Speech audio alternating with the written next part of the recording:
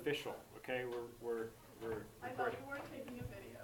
Well, we decided there were two people that used them, right? So Brianna and Cassius and Will sometimes. Why do you have to call Right. me out? Because I asked, okay? Because I'm I feel proud like of we're you. gonna need to restart the video now. No, I'm proud of you. So simplifying radicals with variables. You guys, these, I don't know, I don't know, videos help some people and they don't really help others, right? But they help a lot of people. And for me, I'm a very visual person. I'm way better at seeing something done than somebody just describing it. Way better.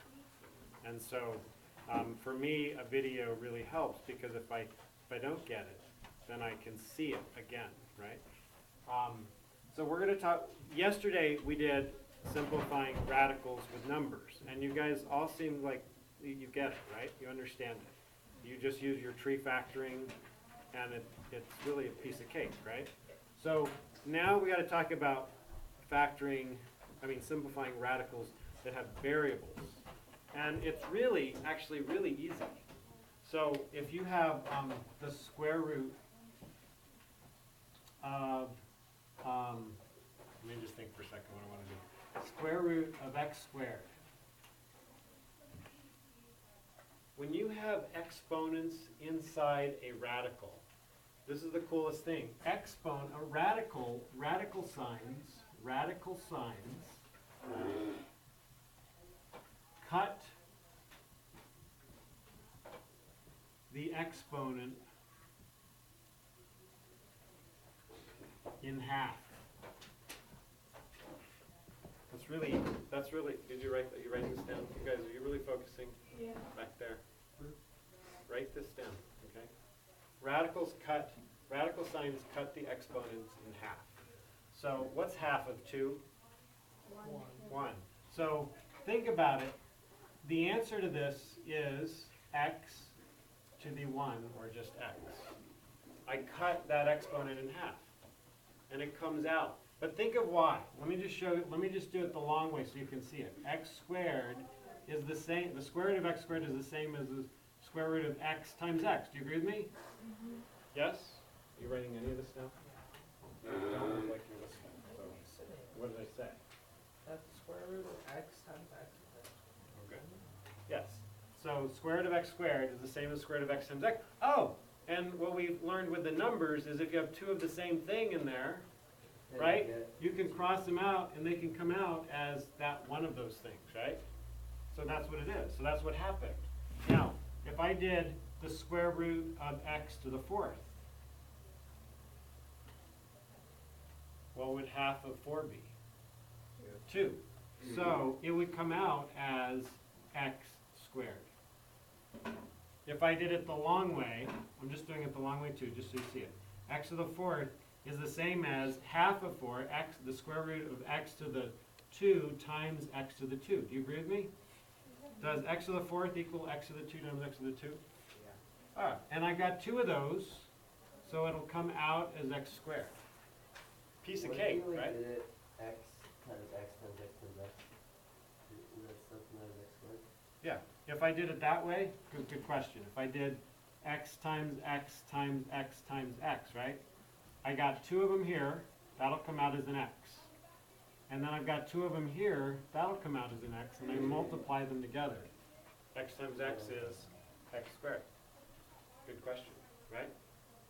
So it's a piece of cake, really, right? It's really easy. Now, what if can I erase? Yeah. Should I, let me just, I'll erase up here, in case you guys are still working on that. I'll erase that too. All right, so what if I had x, the square root of x to the 20, x to the 20? What would the answer be? 4 x squared. Or wait, no, it would just be x squared. It would just be x, it would be, yeah, I mean, if you're going to think of it, x to the 10 times x to the 10, right? But really, it's just x to the 10. That's the answer. It comes out as half of this, half of the exponent. So what is the square root of x to the 100? X to the 50. X to the 50. What's the square root of x to the 44? X to 22. X to the 22. All it's doing is coming out as half of that, right? Okay, now, the next thing that's a little trickier, not much trickier, but it's a little trickier, is notice I gave you all exponents that are even, right? Now what if I gave you an exponent that's odd? X to the 5th power. Do you do X to That's 2 and a not half? No, Jess? Okay, so you could think of that as X to the 2.5, right? Yeah. The only thing is, 2.5, you don't usually write your exponent with a decimal, right? Yeah. So it's rare. So really, the better way to do it is this. Rewrite it as this. X to the 1 less than this. What's 1 less than 5? 4.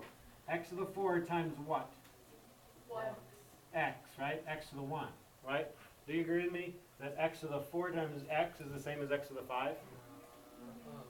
Right? Because it's X to the 4 times X to the 1, Plus the right? X to the 1. So that, and I'm multiplying, it would be X to the 4 plus 1, that's X Yeah. to the 5, right? Yeah. Uh-huh. So, now, what's the square root of X to the 4th? 2. X squared, right?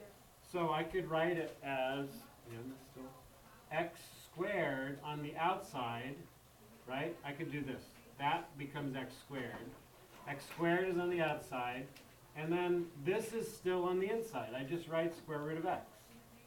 So whenever you have an odd exponent, you're always going to be left over with the square root of X. That's all.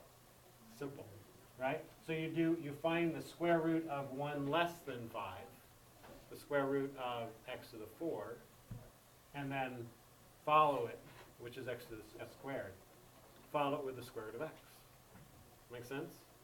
Or, if you like Oliver's method, you could do this. Some people have done this, where they say, oh, well that's the same as 2.5, right?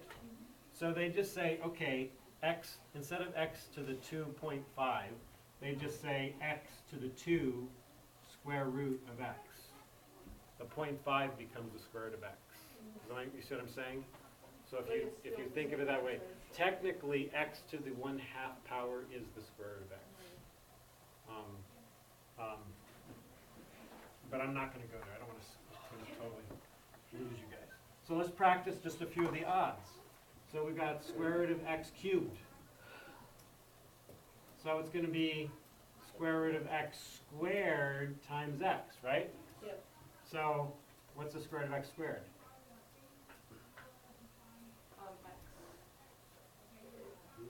Is that a phone? No, this is a calculator. Okay. What's the square root of X squared? X, just X. X. So that comes out as an X, right? So we have X square root of X. Bullseye, right? Yes? Yep. Okay. How about square root of X to the 7? I'm going to rewrite it as square root of X to the 6 times X, right? 7, yes. X to the 3rd. X to the 3rd, it comes out, times the square root of X. Piece of cake, right? You see what I mean? That's all it is. X to the 9th is same as X to the 8th times X. So half of 8 is 4. So that's going to come out as X to the 4th times the square root of X. Right? Yes? Yep. Fist to 5, do you guys get this? Okay, last thing. Can I erase? There you go. Right? Can I erase? So last thing. If the last thing is putting it all together.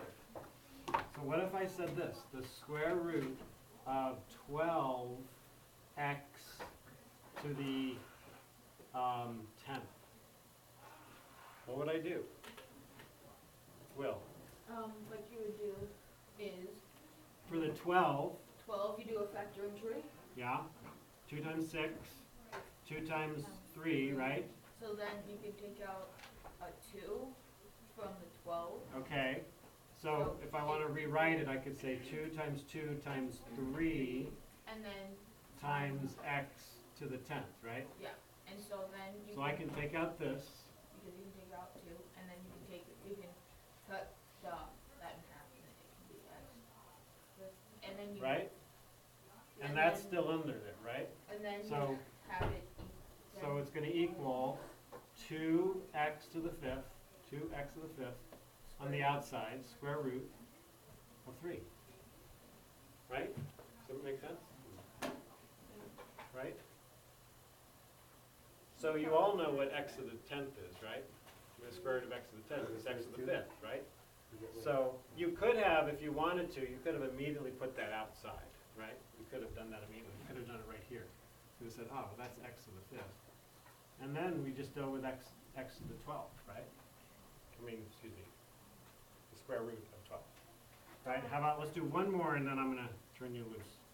So how about 18, square root of 18, x to the 6th, y to the 5th. I'm making it hard. X to the 5th, y to, I mean, x to the 6th, y to the 5th. 18 would be 9 and 9 for 18, right? Well, No, 9 no, times 9 2. So it's gonna be Right. 2 and 9 and. So we know it's the square root of 9 times 2. Okay, so or 3 times 3 times 3 times 2, right? Because this Yeah. is 2 times 9, this is 3 times 3. So it's going to be 3 times 3 times 2. X to the 6, can't I just bring that out as x to the 3rd? Yep. And then Y to the fifth, you can leave in a Y. I'll in do there. y to the 4th times y, right? And then I have, out here I have the x to the 3rd because I took it out already, right? Oh. So what do I And do then here?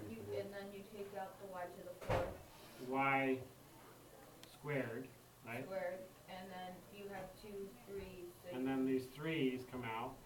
and then So I have, that's my answer. So it's 3x cubed, y squared, square root of a 2 and a y, 2y. I'm done. It looks confusing, but it's not so bad, right? As long as you understand, as long as you understand each individual part. Okay, so I'm going to stop.